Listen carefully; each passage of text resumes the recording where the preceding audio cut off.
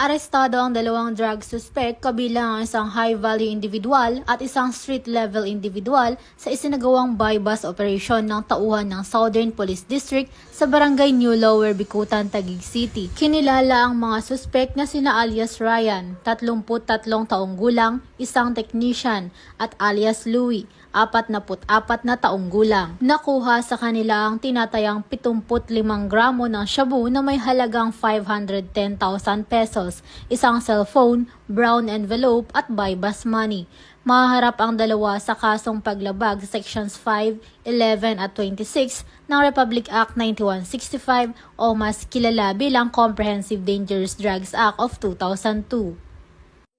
Mula dito sa Metro Manila, ako ang iyong PNN correspondent, Patroluman Mika May Bahiwag, alagad ng batas, taga-taguyod ng Balitang Pulis.